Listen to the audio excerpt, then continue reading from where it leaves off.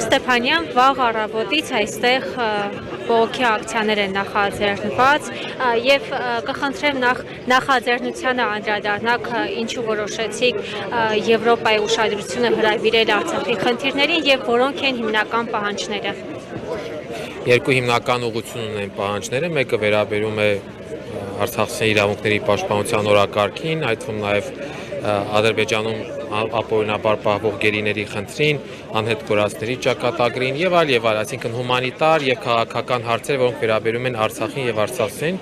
Մյուս բլոկը վերաբերում է Հայաստանում ժողովրդավարության իրավիճակին, քաղբանտարկյալներին եւ նրան, որ ըստ էության խրախուսելով հայաստանյան գործող իշխանությունների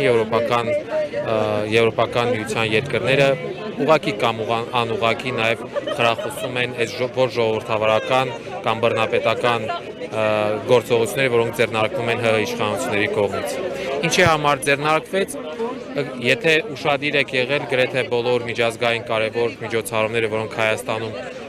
իրականացվում են, այդ բոլոր միջոցառումների ժամանակ փորձ է արվում բարձրաձայնել առկա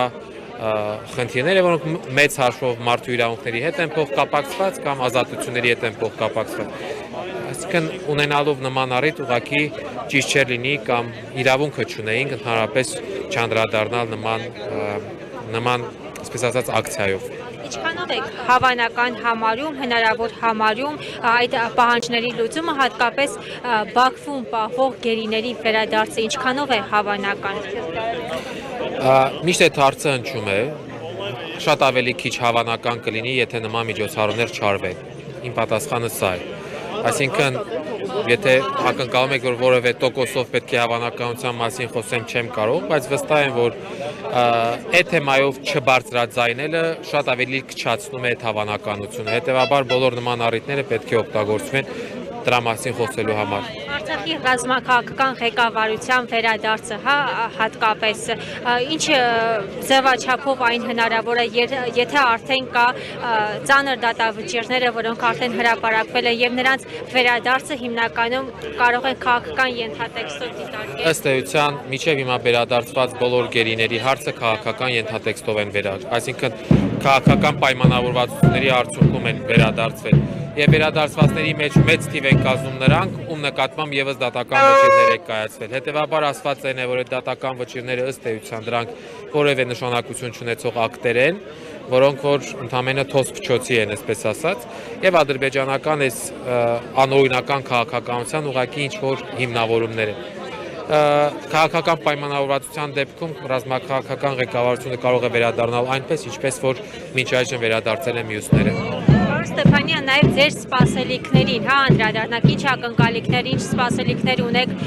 Եվրոպայից այն պարագայում, երբ Արցախի հայաթափման ժամանակ, շրջափակման ժամանակ, պատերազմների ժամանակ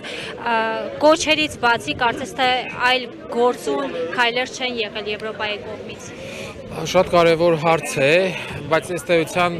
կարևոր քայլեր չեն եղել ոչ միայն Եվրոպայի, այլ որևէ մեկի կողմից, ես էլ արձանագրենք, որ ըստ էության մենք միայնակ էինք մնացել մեր իրավունքների պաշտպանության հարցում։ Գիտեք, ակնկալիք, որ այսպես մեծ ակնկալիք այս պահին արտահայտեմ չէ, շատ մանավանդ փորձառությունը հաշվի առնելով, բայց վստահ եմ, որ ինչ որ մի փուլում կարելի է հասնել նրան, որ մեր իրավունքների հարցը նորից օրակարգ գա եւ ըստ էության իմ մասնակցությունը եւ նաեւ կարծում եմ շատ մարդկանց մասնակցությունը հենց այդ նպատակն է հետապնդում։